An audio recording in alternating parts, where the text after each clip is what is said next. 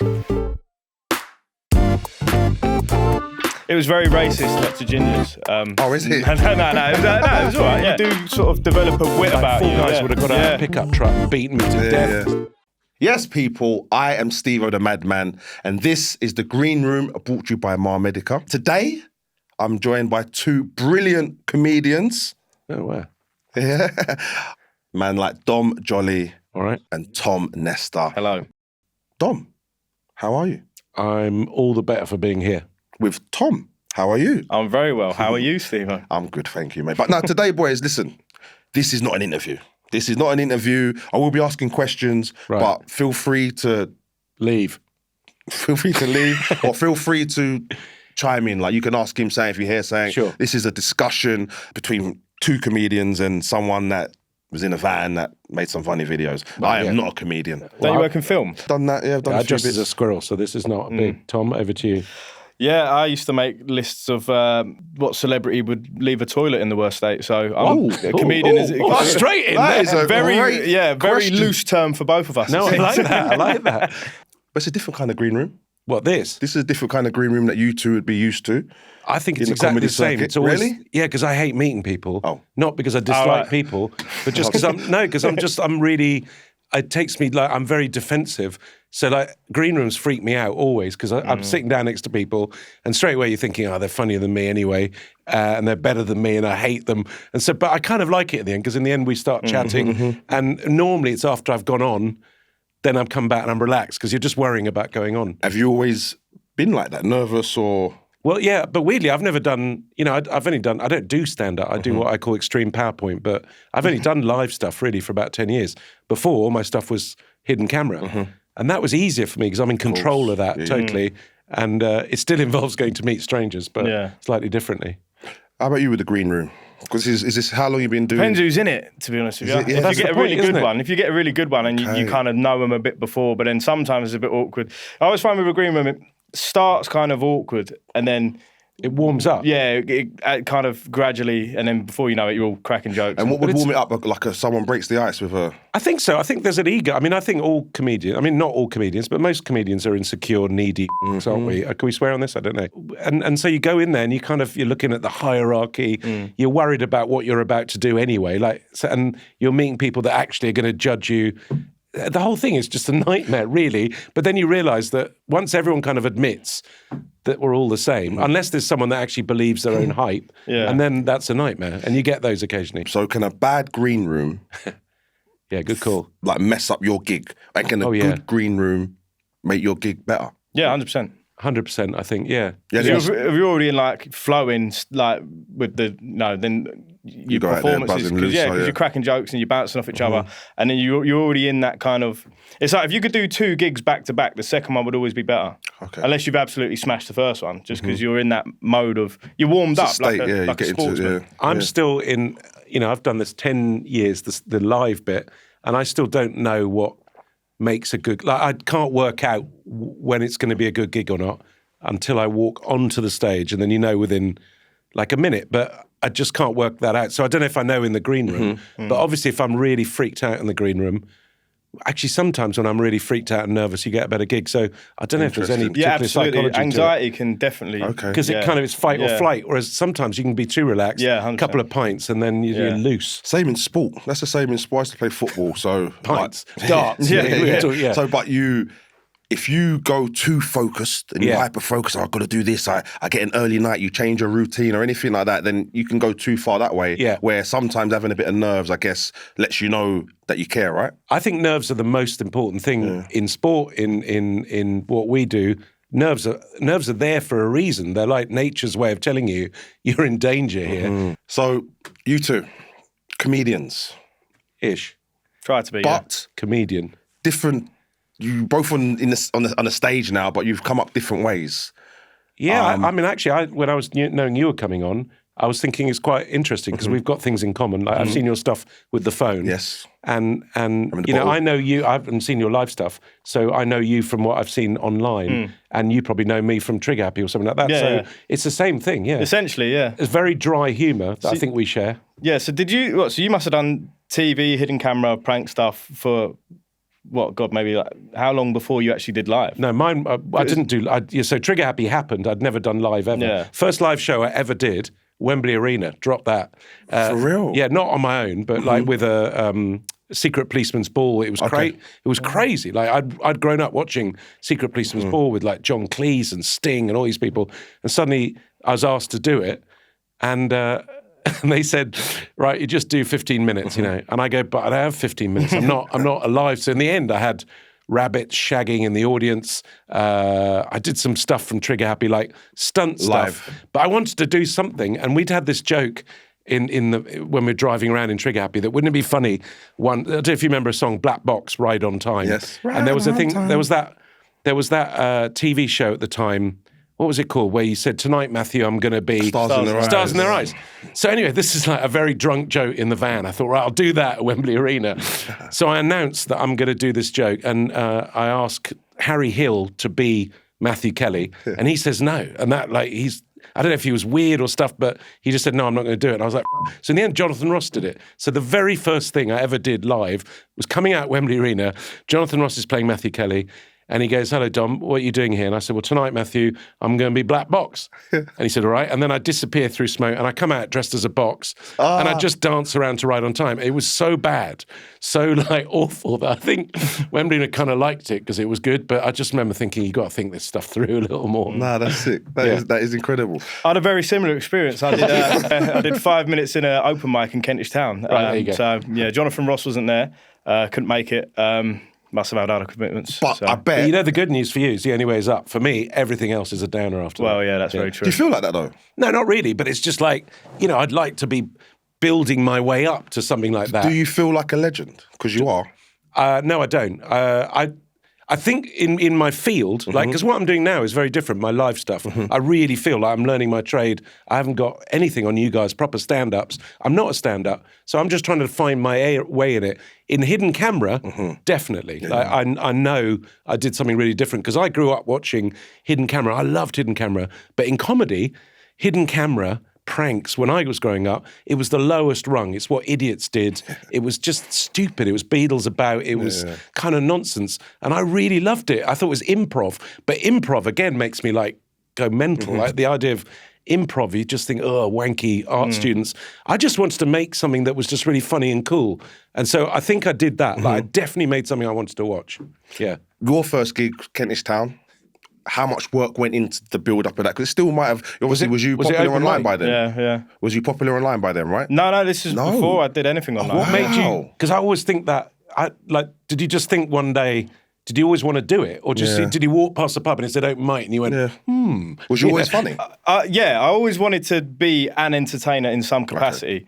Like I used to have teachers telling me at school, you should do like this and comedy and that. But it was always like, I wish I'd started sooner, to be honest. How old were you when you did it? When you started? 28. Jeez. 28. Same age I was as me. 32. So yeah. I think How old was you? I was 32. I was 28. Because I think there's something in starting late because it means if your whole life has been doing comedy, that's great, but you've got no hinterland. Yeah. Whereas you kind of got other stuff to bring in. I may well have been cancelled if I started younger as well. There's that as well. But I had this thing where I was always like, I want to be a comedian, but I always thought it was very conceited to think you're funny and try and prove it to people. And then I just thought, I hate that. Oh, what are you doing? Like, just give it a go. The worst that can happen is it will go wrong and you're in the same position you're in now. So just... But also, it kind of does prove whether you're funny or not to an extent. And, and it means you don't have to waste your time. Exactly. It's that, do something else. Yeah.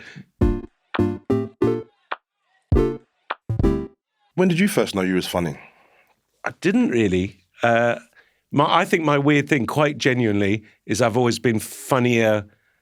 I'm funny as a person when I meet people. I know you'll disagree here, but like when, you know, I was always someone like defensively doing stuff, and I kind of probably made fun of people. That was probably my way of being funny, which is not a great way of doing it. But I was funny at it, but I felt bad. But actually I had this terror of like being on stage and being myself. Like I've never been able to do that as a kid or anything. And yet with Trigger Happy, because it wasn't me, like I was wearing a costume or like it wasn't me, I could do that.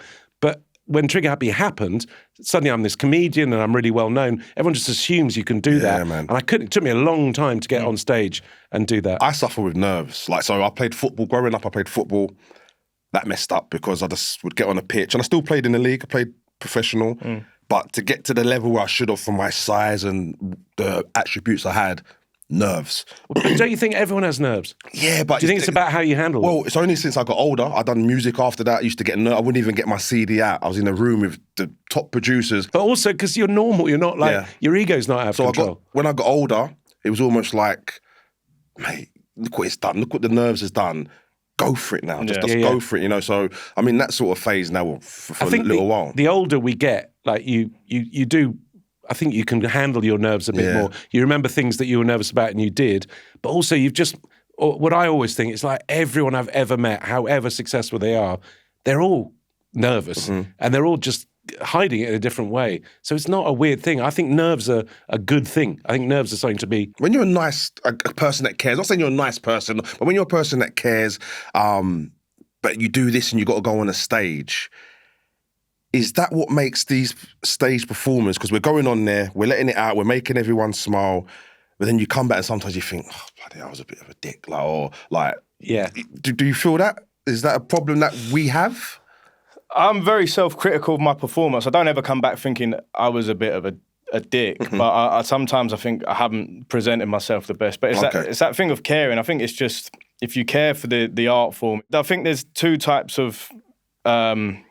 I don't know, artists in the world. You've got people that care about the craft and people that care about the adulation. And I think that's one thing I can always see, because there's a huge thing in stand-up comedy at the moment about like just material theft. And I get like similarity of thought is a thing, but there's some people that like, just blatant, there's a kid going around, I won't say his name, but he's going around just telling like Frankie Allen jokes. Tom, so we spoke about a bit of stage, obviously online, you're doing hip-hop numbers, brothers, they would say, yeah, right? It's going all right, all right. Hello, mate, you all right?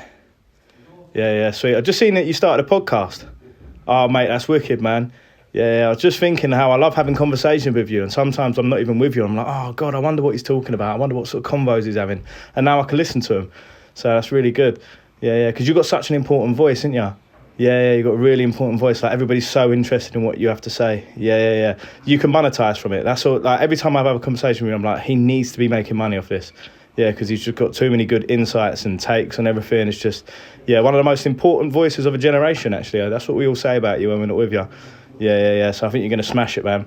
No, I don't think the market's saturated. No.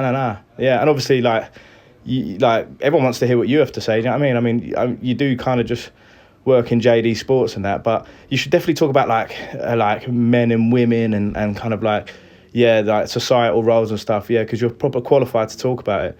Yeah, despite obviously not being like any sort of academic or anything like that, I think like your voice is really important for society and where we need to be. So yeah, that was it really, mate. What are you doing, dickhead? We're recording. Oh, sorry, mate, I've got to go. I'm recording a podcast. What do you prefer? The 100 in the stage, or you're probably doing more now, or the online? Well, the online thing for me is purely just a conduit to get people to shows when I am ready to do touring. It does, yeah. Is your live stuff similar? So I'm really sorry, I haven't seen your live stuff. Is it similar to what you do? Or is it, if you like this, you'll like this? Yes and no. There's a self-awareness to my material. I'd like to think that my material on stage is a lot more crafted, more kind of like socially conscious or like...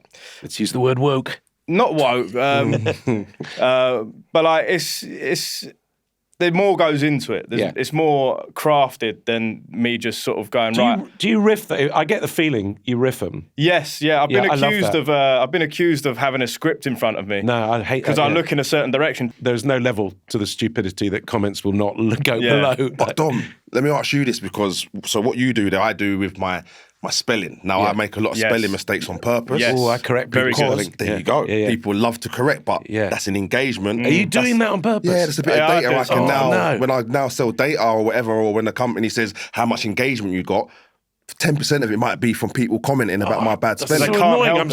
I pride myself on my perfect grammar. That's a great trick, that. That's a good trick. Let me ask you this. Was there a time when you knew that this sketch is going to get... Do you call them sketches, by the way?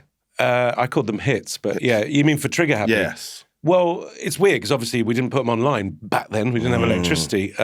What Trigger Happy was, which is interesting to me anyway, is that it was like the fulcrum between old school telly, where 2 years before Trigger Happy happened, I would have had to hire a whole crew. It would have cost me a fortune. They'd have all been old and like wanting a lunch break, and you'd have been able to like afford it for 3 weeks.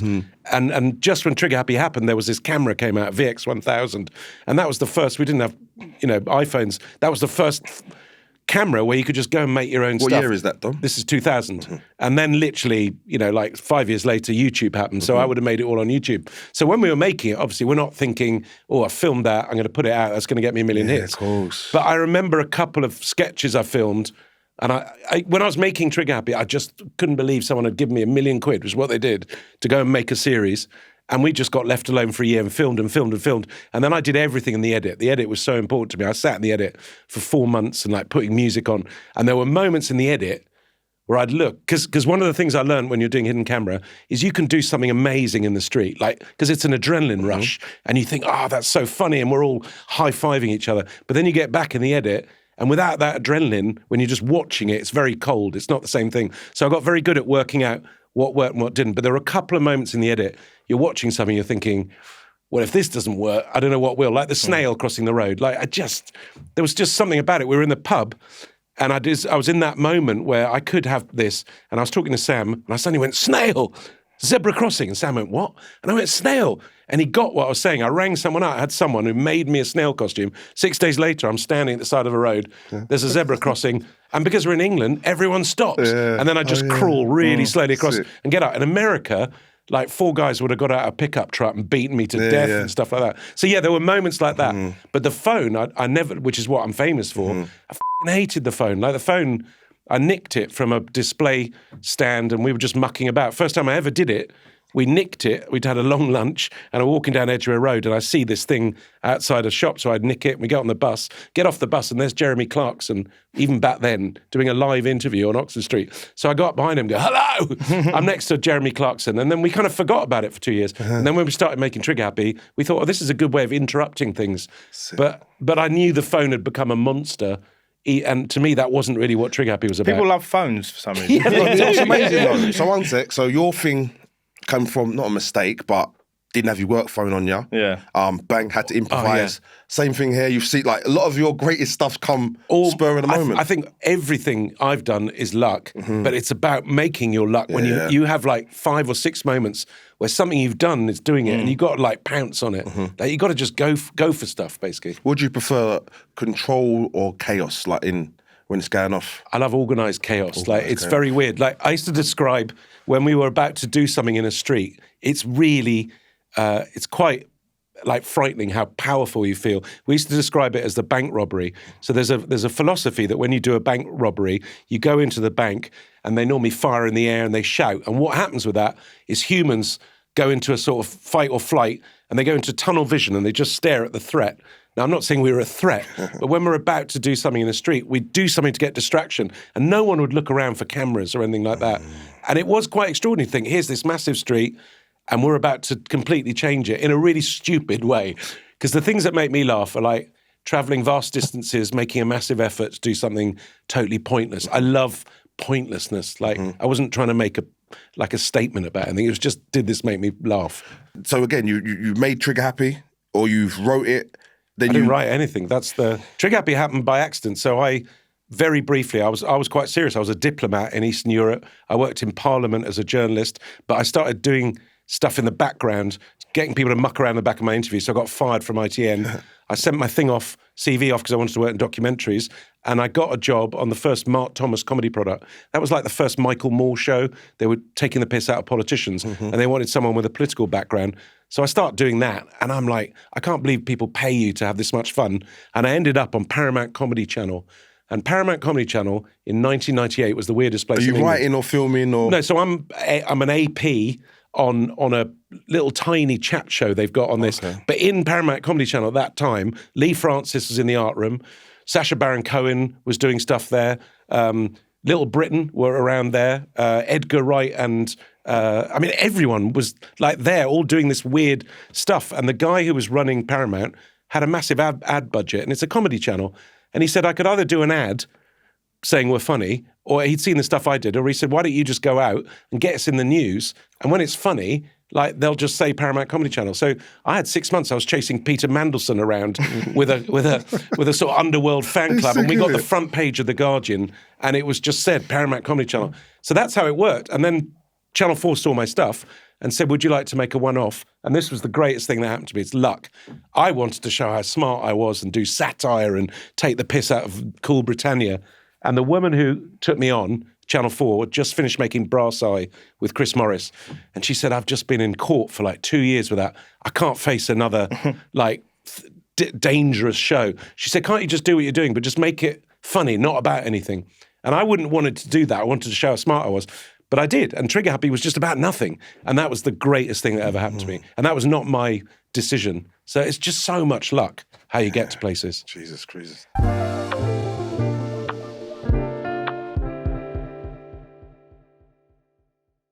My whole story and my comedy was based on me, a failed footballer. I was down and out, but I just looked around and I saw funny things happening in this life that I thought was shit at the time, right? And then in the midst of that, you start growing. I do start. Are you happier with the way it went, or do you still think I wish I'd been the footballer?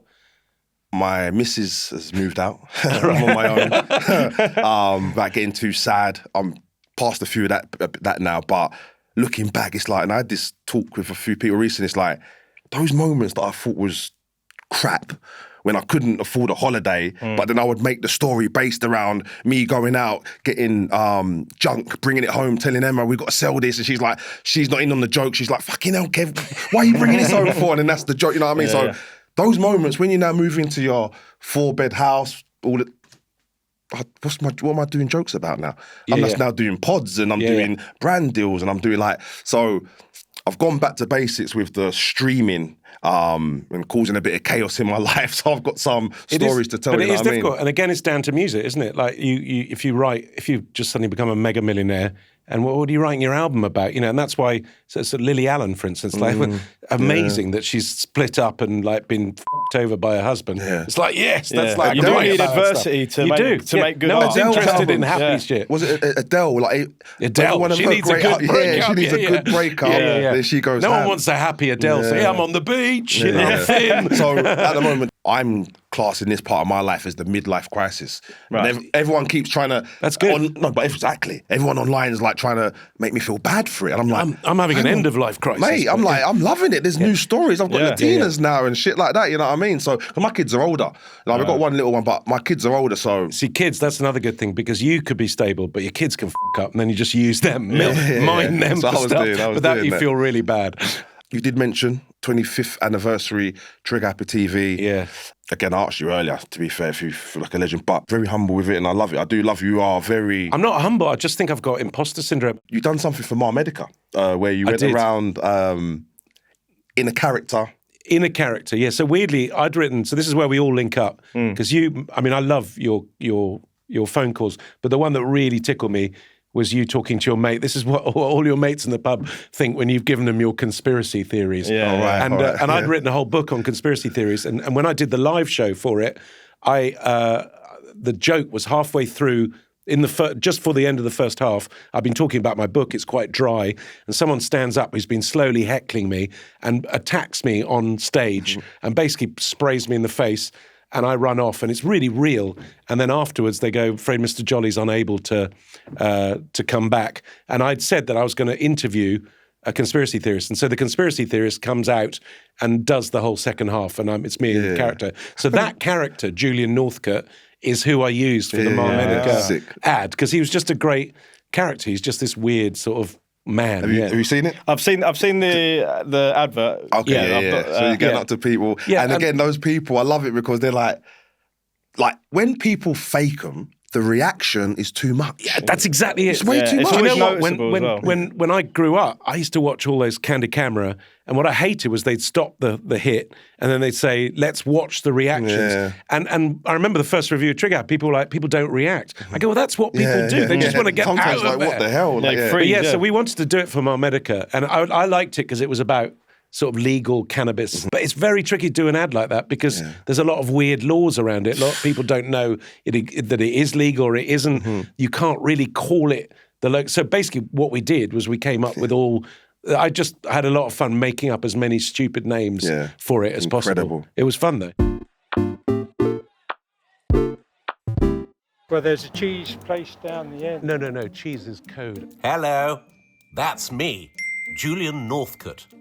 And I've not really been feeling myself lately. I've got terrible insomnia, can't get to sleep. Dodgy knee. I have terrible chronic pain. A friend of mine said he'd acquired some herbal remedy. Hello. You're not Mary Jane, are you? No, I'm a dog walker and doctor. You're a dog walker? Oh, right. Is that one of the terms? The only thing is, I don't have much experience in the old street purchasing. Hello. Are you the green barista? Who? The green barista. No, mate. I was told I could meet a gentleman here in the woods. Sort me out with some hippie broccoli. Giggle smoke, space cabbage. Are you saying SPACE? Yeah, a little bit of the old doobie-wooby, some street moss. Oh, no, I don't anyway. Right, But okay. good luck with your All right. shirt. Not a word to the Rozzers, though, yeah? Shut up. I'm looking for some vegetables, if you know what I mean. Yeah, I'll see. Oh, no, he's up there somewhere. No, I mean vegetables. No. No, I don't know what you're talking about, but there is a man who does sell vegetables up here. No, I don't want Organic actual stuff. vegetables. I need something for my health. Oh, no. Not you? I can't help you there. Okay, sorry. I just thought you were the man. You got any stuff? Are you selling? Have you got any stuff? Really? Okay, no worries. Do you have any? No? Okay, mum's the word. No big deal. You're not the man. Do you mind just leaving me alone? Don't be like Julian. Talk to the experts if you're considering alternative healthcare. Visit mamedica.co.uk for safe legal care you can trust.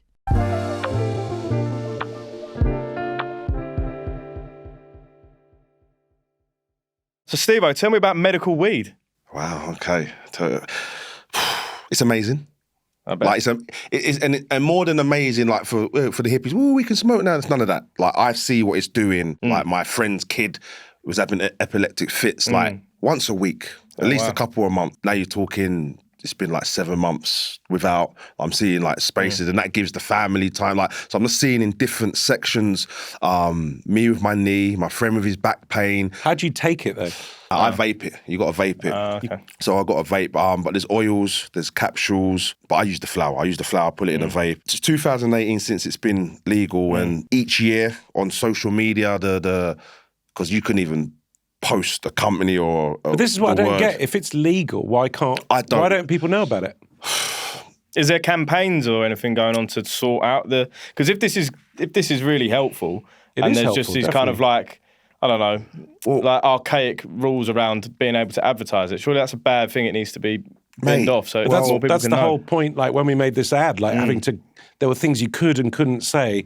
And I'm just like, why? Like if the thing's legal, it's legal. My stepdad passed away in 2021, and he had cancer. He was too far gone. It was lung cancer that had spread to the brain, stage 4. Found out from having a seizure from the tumor in his brain. It was too late. But what we did was I used to get an oil, a cannabis oil, Rick Simpson oil. Yeah, is that? What is that? I think it was made in the 80s, correct me It's if like I'm a wrong. tar kind of thing you it's put under your tongue, and it just helps you comfortable. And the pure THC. Is that the same concept as MAMEDICA? Yeah, but I guess it hits you quicker. I might be wrong. Please don't. I'm not a scientist here, but it's like everyone's body's different, right? And everyone, I guess, has their different reasons for wanting to, or the benefits they get from the medical, in the sense of, one thing is the pain relief.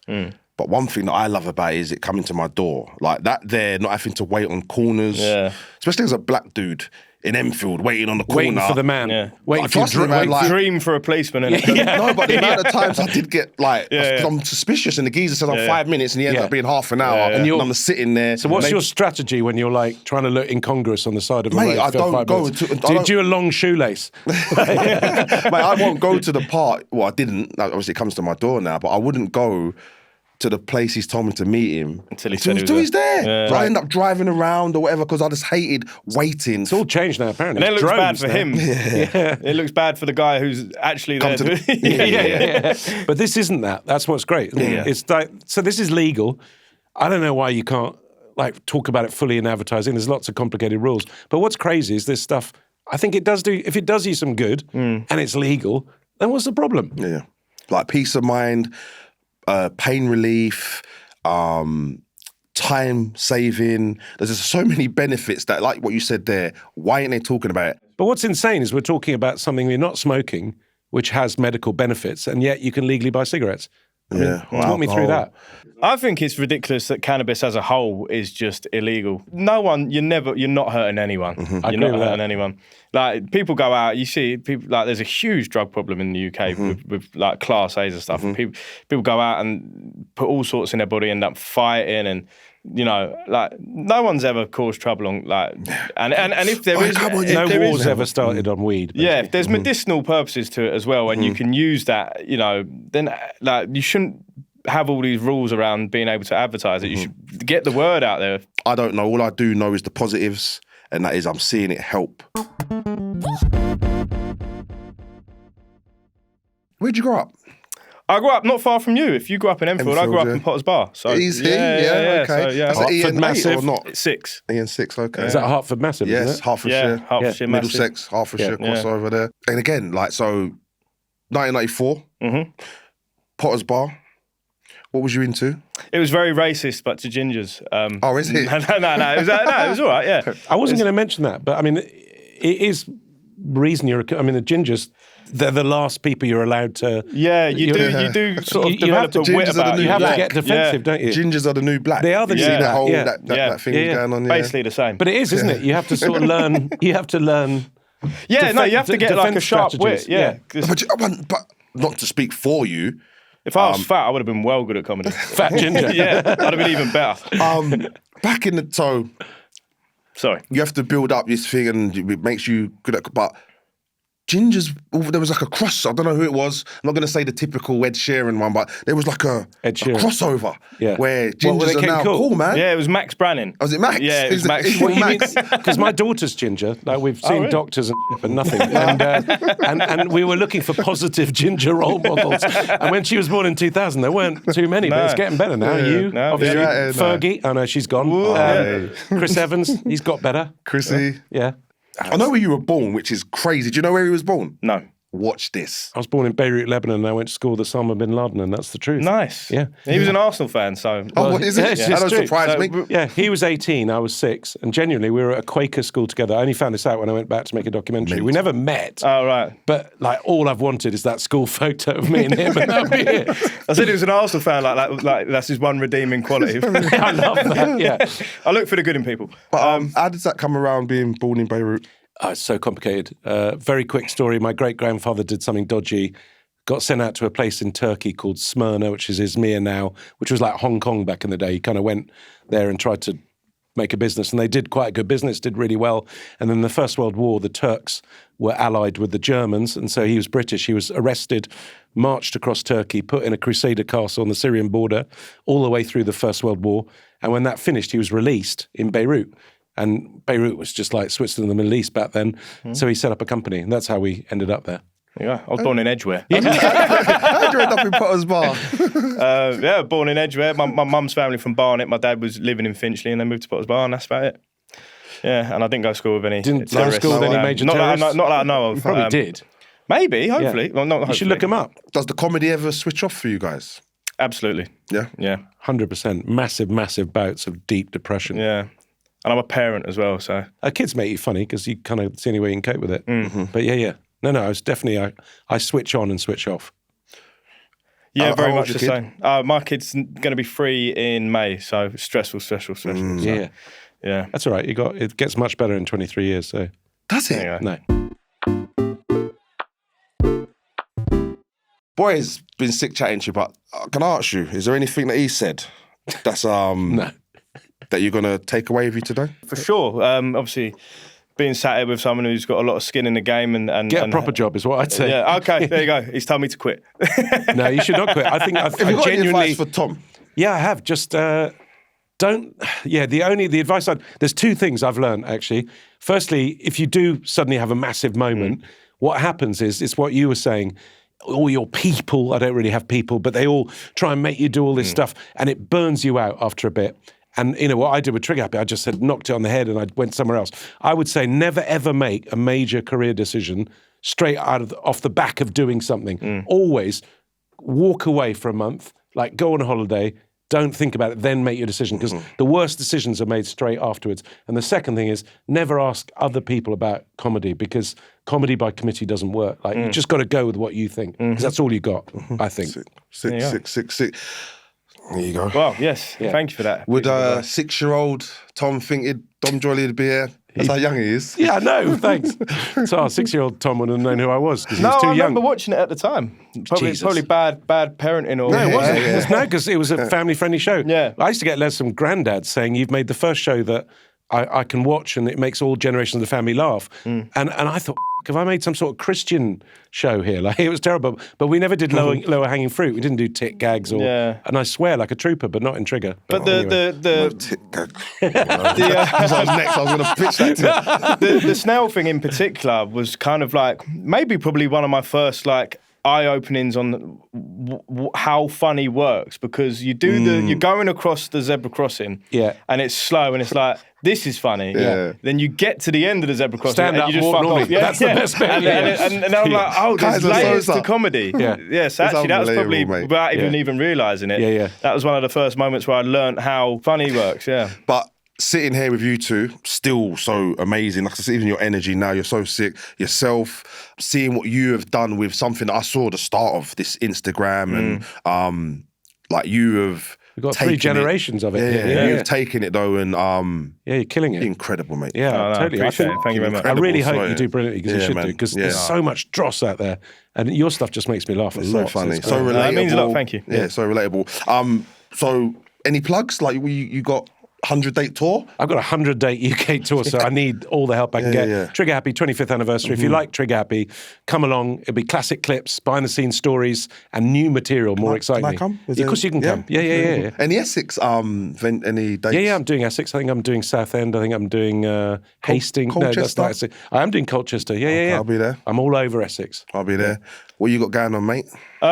Just I suppose my social media, Tom Nestor Comic. I've also got a podcast called All Right Idiots, which is where we kind of that's nice. We laugh at basically right-wing idiots. I see on the far right. Absolutely, and just general lunacy. Because you know the bastard geezer who's always going mad at Jamie Carragher recently. So there's a man in Manchester. Well, actually, this patriot lives in Cyprus. Is this like a Gary Gammon sort of thing? Yeah, no, but he actually is a real person. I thought it was a bit at first, but so so we laugh at kind of like, because obviously politics is so divided and we're becoming so Americanized where everything has to be so like, it's crazy, isn't it? So we laugh at just stick lunacy. to comedy, you woke lefty bastard. That's my entire comment section. Yeah, well that's mine as well. So we got with the phones and the woke lefty comment sections. We've got a lot in common. But all right idiots on all streaming platforms. I love that. Wow, boys, that was fun. I never chat to comedians because I don't hang out with them, so that was really nice. No, it was really fun. I thought you were all wankers, but you're not. You're really nice. Well, boys, honestly, thank you for that chat, man. Honestly, it was amazing hearing from yourself. I've been Stevo the Madman. This has been The Green Room, brought to you by MAMEDICA. If you liked it, give it a like, give it a review, leave a comment, share it with your friend, and make sure you join us. We will be releasing more episodes. We've got one coming next month, and the month after that, and the month after that. So it's a monthly thing? It's a monthly thing. Cool. Yeah. I'll say goodbye now. Goodbye. Ta-da. Goodbye, kids.